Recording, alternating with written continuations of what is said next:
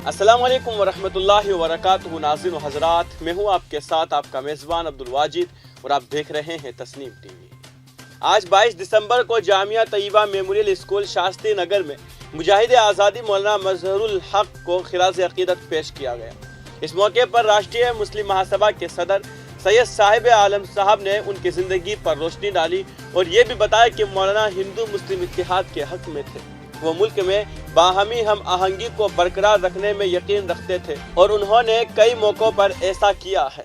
इसी तरह उनकी पूरी ज़िंदगी पर रोशनी डालते हुए स्कूल की तालिबात आफरीन और निशा ने भी ख़वातीन को बाइख्तियार बनाने पर जोर देते हुए अपनी बात स्कूल की लड़कियों के सामने रखी और तालीम हासिल करके मुल्क का नाम रोशन करने का अहद लिया। उसके साथ सैयद साहिब आलम ने लड़कियों में फल तकसीम करते हुए कहा कि आज हम इन बेटियों और बहनों के साथ खुश हैं जो उन अजीम इंसानों की ज़िंदगी को पढ़ और सुन रहे हैं और हम उम्मीद करते हैं कि उनको अपना आइडल समझकर ज़िंदगी प्यार से गुजारेंगे।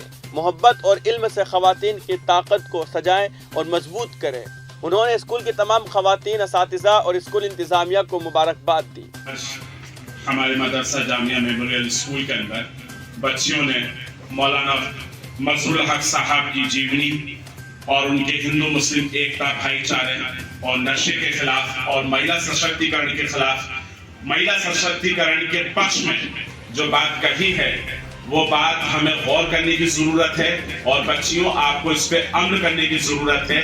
आपसे इत्तेहाद और मोहब्बत से हमारा भारत एक होगा, सशक्त बनेगा, नशा मुक्त, आतंक मुक्त भारत बनेगा और महिलाओं की इज्जत, महिलाओं को शक्ति देने के लिए आप महिलाओं को ही आगे आना पड़ेगा। इसलिए तब जाके हमारा जो मुल्क है वो विश्व गुरु बनेगा इंशाअल्लाह। और मैं मुबारकबाद देता हूँ इस मदरसे के एडमिनिस्ट्रेशन को और तमाम जिम्मेदारों को और हमारी महिला शिक्षकों को कि आपने इतनी खूबसूरत तैयारियां की है और मुबारकबाद आप प्यारी बच्चियों को। जोरदार तालियां। महिलाओं को जागृत होना जरूरी है।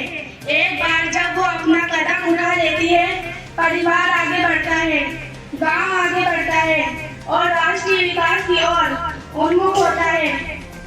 भारत में महिलाओं को सशक्त बनने के लिए सबसे पहले समाज में उनके अधिकारों और मूल्यों को मानने वाले उन सभी राक्षसी सोच को मारना जरूरी है, जैसे दहेज प्रथा, अशिक्षा, यौन हिंसा, असमानता, भ्रूण हत्या, महिलाओं के प्रति घरेलू हिंसा, बलात्कार, वेश्यावृत्ति, मानव तस्करी और ऐसे ही दूसरे विषय, लैंगिक भेदभाव राष्ट्रीय में सांस्कृतिक, सामाजिक, आर्थिक और शैक्षिक अंतर ले आते हैं जो देश को पीछे की ओर ढकेलते हैं। भारत के संविधान में उल्लेखित अब मैं आपके सामने महिला सशक्तिकरण यानी कि विमेन एम्पावरमेंट के ऊपर एक बात कहना चाहूंगा कि औरत की इज्जत करो। औरत की इज्जत करो कि इसलिए नहीं कि वो औरत है, बल्कि इसलिए ये साबित करने के लिए इज्जत करो कि तुम्हारी माँ ने तुम्हें एक अच्छी परवरिश दी है क्योंकि वो भी एक औरत है। तो फिलहाल की खबर में इतना ही। मुल्क और गैर मुल्क की तमाम बड़ी खबरें जानने के लिए देखते रहिए तस्नीम टीवी। आपके मेज़बान अब्दुल वाजिद के साथ। अल्लाह हाफिज।